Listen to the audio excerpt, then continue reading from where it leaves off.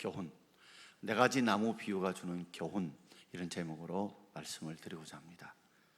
사사기 9장에 되어지면 정말 있어서는 안 될 일이 벌어지게 되어집니다. 기드온의 첩의 아들이었던 아비멜렉의 아주 극단적인 행포가 등장하게 되어집니다. 기드온은 아내를 많이 두었고, 그리고 아들만 무려 몇 명요? 70명이었어요. 근데 첩도 많이 들지만 첩의 이름은 딱 한 사람, 세겜에 있는 첩이라고 하면서 그 아들 이름을 밝혀놓고 있는데 아비멜렉이라 그랬습니다. 아비멜렉이란 이름 뜻은 우리 아버지는 왕이라는 뜻입니다. 당시 블레셋의 이 왕들을 일컬어서 아비멜렉이라 불렀습니다. 그러니까 아비멜렉은 블레셋 왕을 말할 때는 애굽 왕 바로라는 것처럼 왕의 직명을 말합니다. 그러나 이 아비멜렉이란 이름 뜻을 보게 되면 우리 아버지가 왕이라는 걸 보면 세겜의 이 첩, 기드온의 첩이 꽤 야망이 있었던 것 같습니다. 그리고 그의 아들이었던 아비멜렉도 굉장히 야망이 있고 꾀가 많고 선동적인 기질을 가진 사람이었습니다. 기드온이 죽자 이 아비멜렉이 자기 어머니의 고향 지역으로 갑니다. 그것이 바로 오보라에서 이 북쪽에 있는 세겜 땅으로 가게 됩니다. 그러면서 자신의 어머니의 형제들 불러 모으고 이렇게 말합니다. 기드온의 70명의 아들이 이 세겜을 다스리는 게 낫느냐, 아니면 내 한 사람이 다스리는 게 낫느냐, 그리고 우리 고향 사람이 아닌 오보라 있는 사람이 다스리는 게 낫겠느냐, 아니면 바로 고향 사람인 세겜 사람인 내가 이 세겜 사람들을 다스리는 것이 낫겠느냐. 요사이 말하자면 지방색을 부추긴 거예요. 학영, 지연 이런 것들을 부추긴 것입니다. 그러자 세겜 사람들이 가만히 있다 보니까, 들어보니까 70명이 다스리면 나라가 우후죽순 될 것 같고, 또 우리 세겜 사람이 아니고 오보리 사람이 다스리게 되면 틀림없이 우리 세겜 사람들을 차별할 게 틀림이 없다. 왜? 그들은 본처의 아들들이고 무려 70명이나 되고, 이 세겜의 후손이었던 아비멜렉은 첩의 자식이니까, 서자니까 당연히 멸시받고 고통받을 것이 틀림이 없다. 그래서 이 아비멜렉의 어머니 형제들이 일어나서 돕기 시작합니다. 그리고 그 사람들을 선동하기 시작해요. 그리고 바알브릿 신전, 즉 세겜에 있는 바알 신의 이름이 바알브릿입니다. 이름 뜻은 바알과의 언약이라는 뜻이에요. 그러니까 바알 신을 섬겼던 이 세겜 사람들이 바알 신전에 그동안 모아놓던 돈이 있었는데 돈 70개, 은 70개를 가지고서 사람들을 사기 시작합니다. 요사이 말하면 조폭들을 사는 거예요. 아주 방탕하고 그리고 경박한 사람을 사게 됩니다. 자, 우리 4절과 5절을 함께 읽어보겠습니다. 바알브릿 신전에서 은 70개를 내어 그에게 주매 아비멜렉이 그것으로 방탕하고 경박한 사람들을 사서 자기를 따르게 하고 오보라에 있는 그의 아버지의 집으로 가서 여룹바알의 아들 곧 자기 형제 70명 한 바위 위에서 죽였으되 다만 여룹바알의 막내 아들 요담은 스스로 스무섬으로 남았느니라. 바알브릿이 뭡니까? 세겜에 있는 바알 신의 이름이에요. 그러니까 세겜 사람들은 바알을 섬기는 사람들입니다. 그런데 그의 아버지, 즉 오보라에 있는 그의 아버지가 누굴까요? 바로 기드온이죠. 근데 그 이름을 뭐라고 표현하겠어요? 여룹바알의 아들. 여룹바알이 무슨 뜻입니까? 바알과 쟁론하는, 바알과 싸운 자를 말하죠. 그러니 틀림없이 기드온의 이름이 뭐냐? 바알과 싸운 사람이다. 그러니 70명의 아들들도 우리로 하여금 바알 신을 섬기지 못하게 할 것이다. 그러니까 지방색을 부추기고 종교색을 부추기고 그리고 혈련을 부추겨서 은 70개를 가지고서 어떤 사람요? 바로 방탕하고 경박한 사람. 이 방탕하다는 말은 가치가 없다, 유익이 없다는 사람이에요. 한마디로 말해서 우리의 삶에 크게 도움이 안 되는 사람이에요. 늘 나쁜 짓 하고 다니고 엉뚱한 짓 하고 다니는 사람이 바로 방탕하다는 뜻이고요. 경박하다는 건 가볍다는 말과 엷다는 뜻이에요. 가벼울경 열벌박이라는 뜻입니다. 이 경박이라는 말은 자기 마음대로 자기 욕심대로라는 뜻이에요. 그러니까 사람이 가볍고 또 얕은 사람들을 보면 자기 욕심대로 자기 생각대로 말하고 행동하는 사람들이죠. 한마디로 말하자면, 요사이 말하자면 조폭들 같은, 불량배 같은 사람들을 은 70에 돈을 주고 사람을 사게 됩니다. 그리고 갑작스럽게 기드온의 아들들이 70명이 함께 기드온 집에 사는 거 보면 아마 기드온의 집이 엄청나게 컸을 것 같아요. 거기서 70명의 아들 중에 몇 명을 때려 죽였어요? 69명을 한 바위 위에 죽였어요. 그러니 급습을 해가 그 사람들 아마 묶었겠죠. 묶어가지고 큰 바위에다가 그게 무릎을 꿇거든지 엎드린 해가지고 그게 69명을 죽여버렸어요. 그리고 누구만요? 여룹바알의 막내 아들이었던 요담만 스스로 숨었습니다. 요담이 보면 이제 뒤에 요담이 설교하는 내용을 보게 되면 굉장히 똑똑하고 지혜로워요. 그러니 그 순간 사태를 피하게 된 거겠죠. 요담 이야기를 들었습니다. 자신 형님들 무려 69명이 다 죽고, 그리고 아비멜렉이 세겜 사람들과 그리고 모든 밀로의 족속들로 의해서 왕으로 추대가 된 겁니다. 자, 우리 6절과 7절을 같이 한번 읽어볼까요? 세겜 모든 사람과 밀로 모든 족속이 모여서 세겜에 있는 상수리 나무 기둥 곁에서 아비멜렉을 왕으로 삼으니라. 사람들이 요담에게 그 일을 알림해 요담이 그리십산 꼭대기로 가서 서서 그의 목소리를 높여 그들에게 이르되, 세겜 사람들아 내 말을 들으라. 그래야 하나님이 너희의 말을 들으시리라. 아멘. 세겜의 모든 사람, 그러니까 아비멜렉의 어머님 쪽에 있는 그 사람들 전부와, 그리고 밀로 모든 족속, 밀로 모든 족속. 이 밀로라는 말은요 성벽이라는 뜻이고요, 족속은 집이라는 뜻을 가지고 있어요.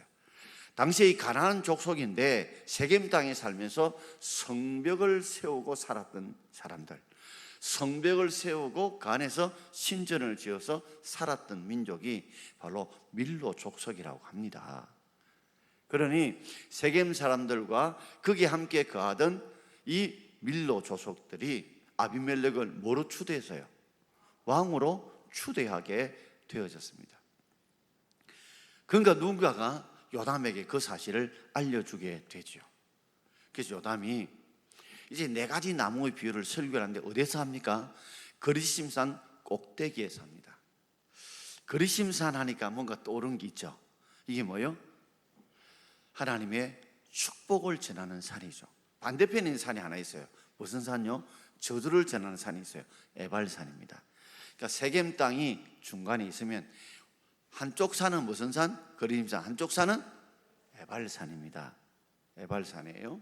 그래서 당시에 이 원형처럼 이렇게 돼 있다 보니까 위에서 소리를 지르면 공명작용이 해서 밑에 사람들이 잘 듣게 되어진 것입니다. 자, 거기에서 목소리를 높여서 요담도 죽을지 모르니까 어디요? 산 꼭대기 올라가서, 그죠? 꼭대기 올라가서 내 말을 들어라. 그리하여 하나님이 너희의 말을 들으시리라. 내 말을 잘 들어라. 그래야 너희들이 하나님께 버림을 받지 않는다. 그러면서 요담이 유명한 4가지 나무 비유 설교를 하게 됩니다. 감람나무, 무화과나무, 포도나무, 가시나무, 이 4가지 이 나무 비유의 설교를 하게 되는데, 오늘 그 교훈을 한 2가지로 생각해 보려고 합니다. 자, 첫 번째 제목을 함께 읽어보겠습니다. 섬김의 삶을 살아야 합니다. 우리의 삶이 섬김의 삶을 살아야 되는데, 여기에 좋은 나무가 3가지 나옵니다. 감람나무, 무화과나무, 포도나무는 좋은 나무고 나쁜 나무가 하나 있어요. 무슨 나무요? 가시나무가 나옵니다. 자, 우리 8절을 한번 읽어보겠습니다. 8절입니다. 하루는 나무들이 나가서 기름을 부어 자신들 위에 왕으로 삼으려 하며 감람나무에게 이르되 너는 우리 위에 왕이 되라. 감람나무는 우리 올리브 나무죠. 그래서 이 나무들이라는 말이 누구를 말할까요? 세겜 사람들과 그리고 밀로 족속들을 말하겠죠. 이제 기드온의 아들인 69명을 죽였던 사람들이죠. 물론 자신이 직접 죽인 건 아니에요. 그러나 그들이 그 일을 하도록 은 70개를 주도록 동조하고 그게 동참했던 사람이에요. 그리고 기름을 부어서 자신들의 왕을 삼으려 했습니다. 그러니까 세겜 사람들도 밀로 사람들도 처음에는 누구예요? 기드온의 아들 중에 괜찮은 아들 있었던가 봐요. 그 중에 감람나무 같은 아들, 즉 올리브나무 같은 아들이 있어서 저 사람이 우리를 다스리는 왕이 되면 좋겠다라고 생각했던 사람이 있었던가 봐요. 근데 제가 9절을 읽지 않았는데 9절을 보면 이런 이야기가 나옵니다. 우리 왕이 되라 하니까 감람나무가 뭐라 하냐면, 나는 하나님과 사람을 영화롭게 하는 기름을 만들어야 되니까, 기름을 만들어야 되니까. 그러니까 감람나무는 무슨 나무를 했죠? 올리브 나무죠. 그러니 그 기름을 통해서 음식도 만들고 또 치료제도 사용하게 되고, 그리고 감람 열매를 통해서 우리에게 유익한 열매도 얻게 되죠. 나는 하나님과 사람을 영화롭게 하는 기름을 만들어야 되니까 나는 못한다, 그렇게 했어요. 그래서 사람들이 이제는 누구를 또 찾아갑니까? 무화과 나무를 찾아갑니다. 자, 우리 10절을 한번 읽어보겠습니다. 나무들이 또 무화과에게 나무에게 이르되 너는 와서 우리 위에 왕이 되라 하며 그랬습니다. 이제 감람나무가 포기를 하니까 무화과 나무를 찾아가요. 그 중에 아마 무화과 나무 같은 기드온의 70명 아들 중에 있었던가 봐요. 그러자 무화과 나무를 합니다. 뭐라고 하냐면, 나는 단 것과 사람을 유익하게 하는 열매, 무화과 나무 열매 있잖아요.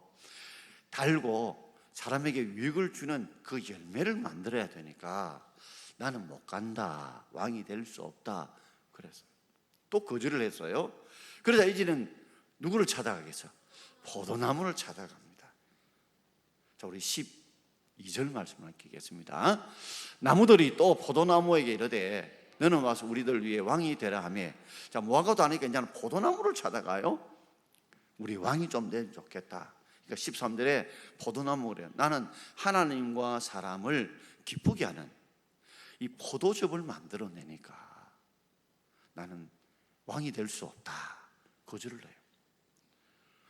누군가 우리를 다스려 주기를 원해서 찾았는데, 기드온의 69명의 아들 중에 감람나무, 무화과나무, 포도나무 같은 사람들이 있는데 이들이 다 거부를 하자. 자, 누가 나섰을까요? 가시나무가 났습니다. 자, 14절입니다. 함께 읽겠습니다. 이에 모든 나무가 가시나무에게 이르되 너는 와서 우리 위에 왕이 되라 하며 그럽니다. 그러자 15절 한번 읽어볼까요? 15절입니다. 가시나무가 나무들에게 이르되 너희가 참으로 내게 기름을 부어 너희 왕을 삼겠거든 와서 내 그늘에 피하라 그랬어요. 감람나무, 무화과나무, 포도나무는 안 된다, 못한다, 할 수 없다. 그런데 가시나무를 덥석 문 거예요. 그래, 그럼 내 가시 그늘에 피하라. 여러분, 가시나무는 그늘이 별로 없습니다. 그죠? 바짝바짝한 그늘이 별로 없어요. 그리고 그 밑에 들어가면 뭐요? 찔립니다.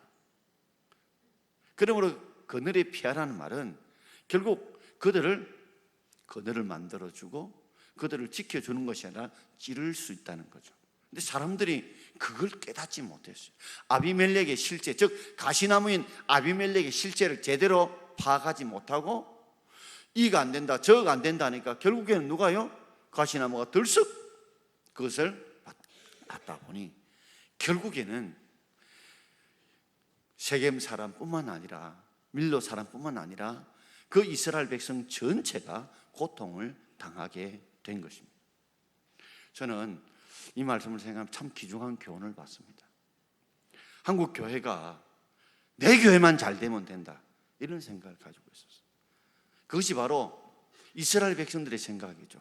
예루살렘 교회가 부흥하니까, 유대가 부흥하니까 분명히 예루살렘과 온 유대와 사마리아 땅끝까지 복음을 전해라고 하는 사도행 1장 8절의 말씀을 순종하지 않고 그들은 예루살렘과 온 유대를 떠나지 않으려고 했어요. 내 교회만 잘 되면 되고, 예루살렘 교회만 잘 되면 되고, 유대 교회만 잘 되면 된다. 그러다 8장 1절에 하나님의 성령이 큰 핍박을 주셔서 사마리아 땅끝까지 복음을 전하게 했습니다. 여러분, 우리만 잘 되면 되는 게 아니에요. 다 우리 일도 바쁘죠. 감람나무는 기름 만들어야 되고, 무화과나무는 열매 만들어야 되고, 포도나무는 즙을 만들어내야 돼요. 과일을 만들어내야 돼요. 그러나 잊지 말아야 될 것은 내 것만 보지 말고 좀 전체를 보고 넓게 보고 멀리 보는 것들이 필요하다는 거죠. 여러분, 우리가 선교한다고 해서 당장 우리에게 이익되는 거 별로 없습니다. 교회 재정이 많이 나가고 힘들어질 수 있어요. 그러나 이것이 결국 하나님의 복음이 땅끝까지 전파되는 일이라는 것이죠. 내 교회만 잘 되면 된다, 이거 잘못된 생각이에요.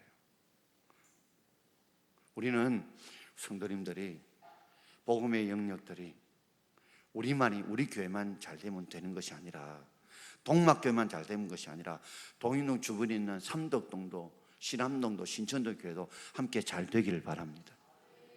그리고 선교하는 그곳에도 우리 설령 당장 우리 앞에 이익이 난다 하지 않다 할지라도 그곳에서 복음을 전해져서 그 생명도 구원해서 그 생명도 살아나는 것이 하나님의 뜻인 줄 믿습니다. 여러분, 당장 주일학교에 우리가 투자하면요 별로 남는 게 없어요. 주일학교 아들이 헌금을 제대로 합니까? 맨날 밥만 먹고 그잖아요. 떠들고 놀고 열심히 해도 별 효과도 안 나타나요. 그러나 이 아이들을 우리가 키워놓지 않으면 장차 한국 교회를 미래를 짊어질 사람들이 없어요. 지금 한국 교회에 주일학교가 없는 교회가 한국 교회 약 60%, 70% 가까이 됩니다. 앞으로 10년이 지나면 대입시에 54만 명이 이제 입학 정원인데 25만 명으로 줍니다. 그렇다면 이 주일학교가 25만, 즉 절반으로 줄게 된다면 앞으로 한국 교회 10년 이후에 주일학교는 없어질지는 몰라요. 약 10% 외에는 주일학교 없어지고 결국에는 주일학교가 성장 못하게 되면 큰 장년교회들도 무너지게 돼 있어요. 맞아요, 안 맞아요? 그래서 우리가 주일학교에 당장 돈이 되지도 않고 돈만 많이 들어가고 일명 물 먹는 하마같이 보여도 주일학교 교회에 우리가 많은 재정을 쏟아부고 관심을 쏟아부고 그들을 챙기고 돌보고 우리가 기도할 수 있기를 바랍니다. 그래야 한국교회 전체가 살아요. 이전에 한국교회가 이마 성장했던 농어촌 교회 큰 도움이었습니다. 농어촌 교회들이 거기에서 그저 신앙생활 잘했던 이 학생들과 청년들을 소도시로 중소도시로 보내면 여기서 키웠어요. 그래서 중소도시 교회가 성장했어요. 우리도 한 해 보면 이 청년들, 즉 대학 올라가고 직장부에 올라가는 청년들이 제가 생각해도 한 10명 가까이는 되는 것 같아요. 이게 어디로 가요? 직장 있는 수도권 쪽으로 서울 쪽으로 가게 돼요. 바꿔 말하자면 앞으로 농어촌 중소에서 지금 도시로 들어온 그 중소도 적지요. 이제 중소도시에서요 서울로 수도권으로 보낸 사람이 지금 뭐죠? 결국 수도권 교회들도 망하는 거예요. 어려워지는 거예요. 그렇다면 수도권 교회나 우리 중소도시의 교회들이 뭐요? 농어촌 교회를 돕고 도와주고 섬기는 일들이 일어나야 될 줄 믿습니다. 지금 대구에도 큰 교회들이 자기 교회들만 하는데 거의 수평 이동이 90% 80%입니다, 여러분. 그렇다면 그 큰 교회들이 재정이 남는 걸 가지고 그죠? 좀 농어촌 교회나 학생들이나 이런 것들을 위해서 교육시키고 교육자들을 섬기는 일에 좀 투자해야 되는데 그런 것이 부족하단 말이에요. 제가 총회를 갔다 오면서 여러분 저는 동막교회 목사입니다, 여러분. 또 노예를 섬기죠. 노예를 섬기면서 참 노예를 섬기면 우리 성도는 그럽니다. 목사님 동막교회 섬겨야 되지 노예 가서 섬기고 이러니까 시간이 부족하고 성지아 대표 본부장 하니까 그 시간이 부족해서 교회만 더 집중하길 원한다고. 맞습니다, 여러분. 그러나 노예가 정말 가시나무 같은 사람들, 즉 감람나무, 포도나무, 무화 같은 일꾼들이 일을 하지 않고 결국 시간은 남아도는 세상에 말하자면 정치꾼 같은 그런 목회자들, 그런 장로님들이 거기서 노예를 장악하면요 노예가 흙탕물이 되어져요. 사람을 키워내지 못해요. 제가 대구 성시아 대표 본부장을 하는데 어떤 분들은 막 이런저런 생각을 가질 수 있습니다. 그런데 다 목회만 전념하는 분들이 내 교회만 목회가 전념해서 두게 되면 거기에는 뭐요? 가시나무 같은 일꾼들이 모이게 돼요. 그래서 엉뚱한 정치적인 발언들을 하고 엉뚱한 말들을 해서 교회의 기독교 위상들을 다 엎드려 버리는 거예요. 저희들이 대기총회에서 섬길 때도 우리 정말 열심히 목회하는 분들이 회비 받지 말자, 그리고 어떤 걸 받지 말자, 그리고 순수하게 이거는 우리가 먹고 마시는 우리가 돈 내고 이건 다 어려운 일을 돕자. 그래서 서무시장 불났을 때도요 모금했던 것 전체 우리가 쏟아서 그렇게 다 헌금했어요. 옛날에 정치꾼들이 모이면 이것 가지고 뜯어먹는 사람들이 많았단 말이에요. 이번에 종회를 보면서도 참 좋은 일꾼들이 많이 뽑혔습니다. 이런 일꾼들이 있어야 윗물이 맑아져야 아랫물도 맑아진다는 생각을 하게 되었습니다. 이야기 들으면 혹시나 손 목사가 종회를 하려고 그런 거 아닌가, 그런 뜻은 아닙니다. 그러나 분명한 사실은 우리가 조금 더 생각을 넓게 멀리 가질 수 있길 바랍니다. 내 것, 내 교회만 아니라 우리가 우리 교회, 그리고 주일학교, 노전 개척의 선교사님들도 우리가 멀리 내다보고 우리가 돕고 섬길 수 있는 여러분 되길 바랍니다. 이 섬김의 삶이 있어야 결국 가시나무들이 지배하고 다스리지 않도록 하게 되어진다는 말이죠. 오늘 여러분 교회 여러 가지를 보면 참 열심히 힘들고 어렵게 일할 때 사람들이 별로 없습니다. 나는 감람나무 기름 얻어야 되고, 나는 무화과 열매 얻어야 되고, 나는 포도나무 즙을 얻어야 되고, 나는 못한다, 바빠서 못한다, 힘들어서 못한다. 그럼 소는 누가 키운 겁니까? 소는 누가 키워요?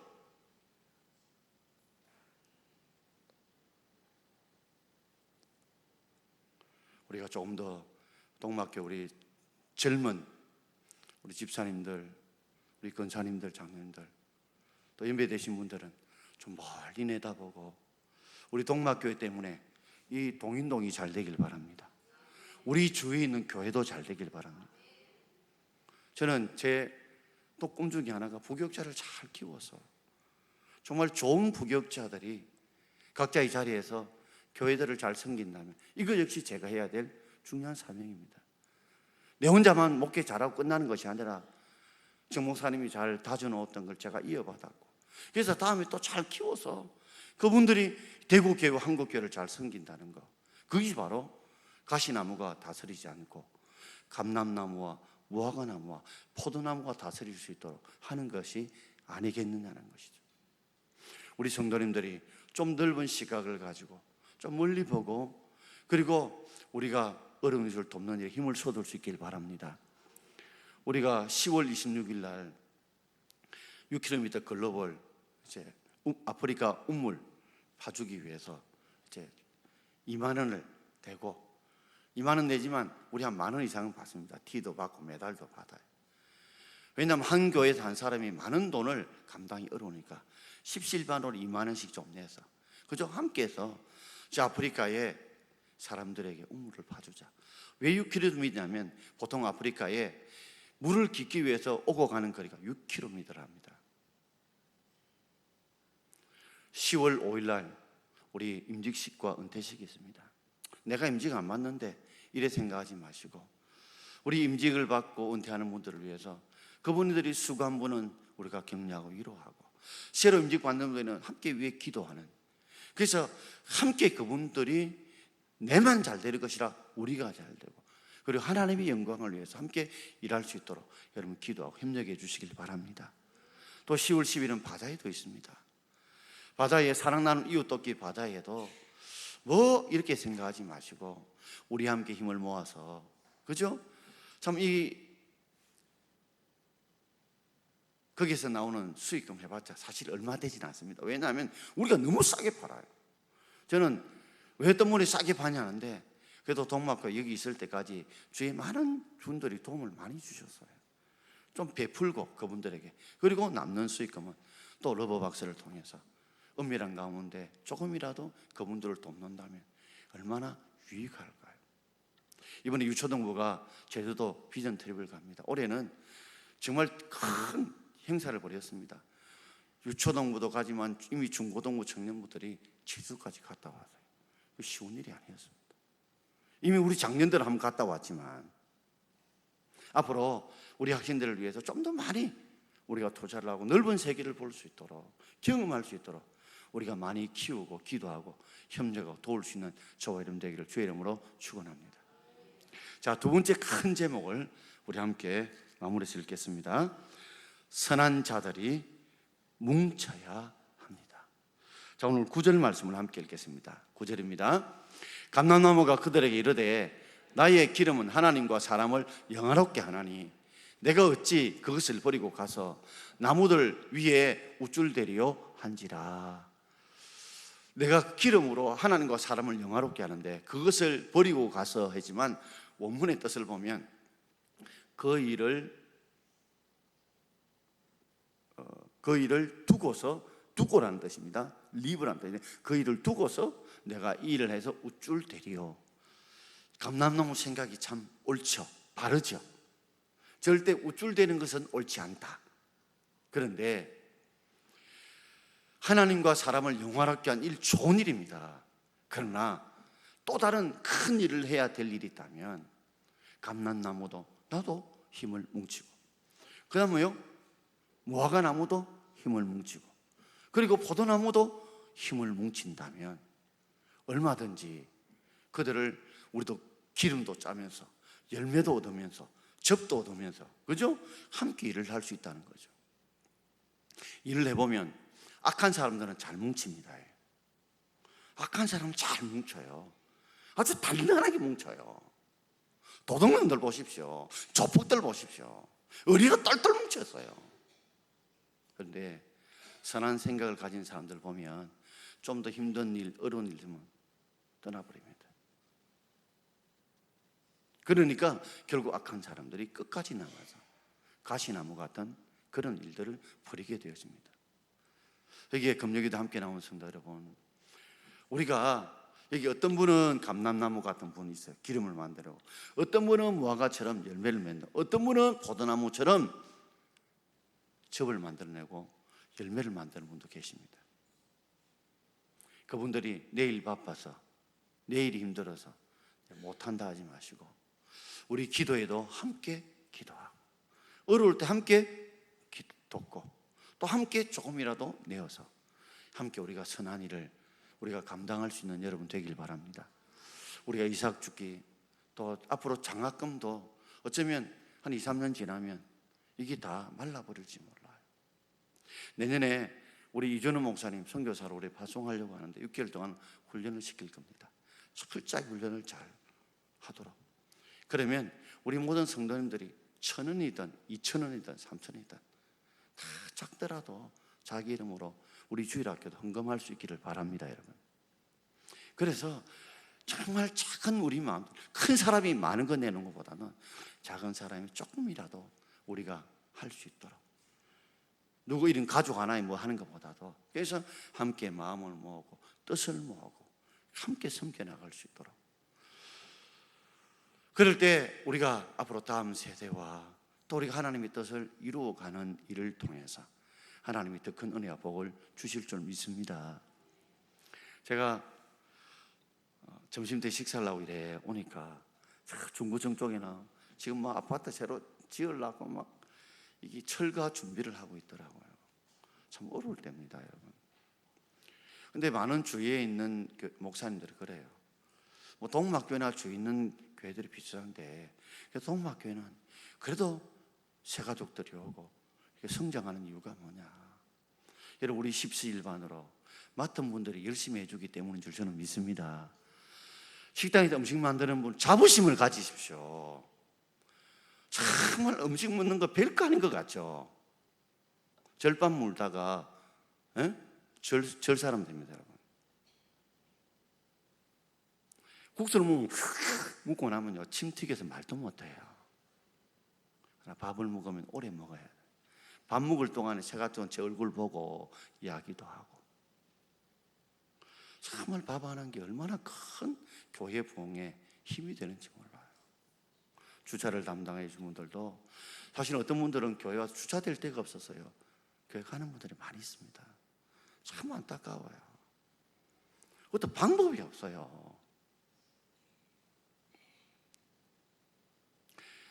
동인 아파트에 지금 이제 사람들이 많이 떠나는데 요 가까이 좀 멀리 좀 되고 있어. 그러면 괜찮아요. 꼭 1동 앞에 바로 세워놓고 오니까 문제가 되는 거야. 저 5동, 6동 끝에 가서 세워놓으면 괜찮은데.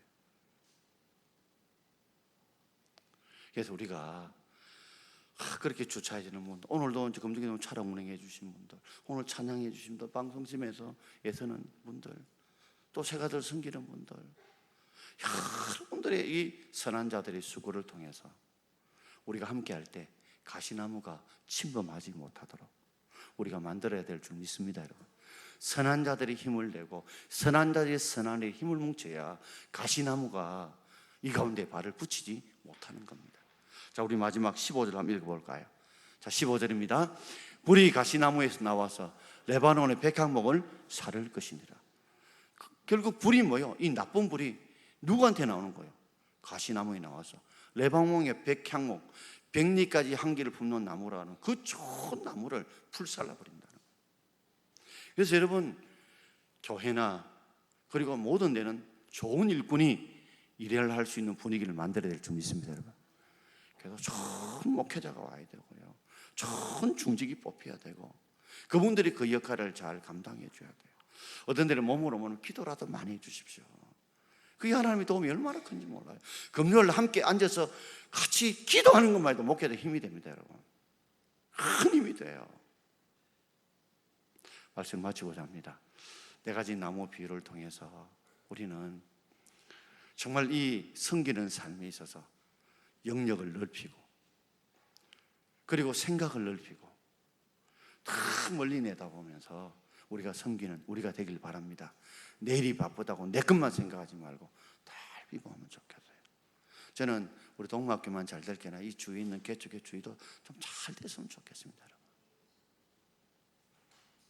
그리고 선한 자들이 바쁘다고 다 각계 전투하지 말고 선한 자들이 함께 뭉쳐서 이 가시나무 같은, 이 아비멜 같은 사람이 불을 품어서 사람을 고통을 주지 않도록 더 열심을 내고 더 힘을 내어서 더 감당할 수 있는 저와 여러분 되기를 주의 이름으로 축원드립니다.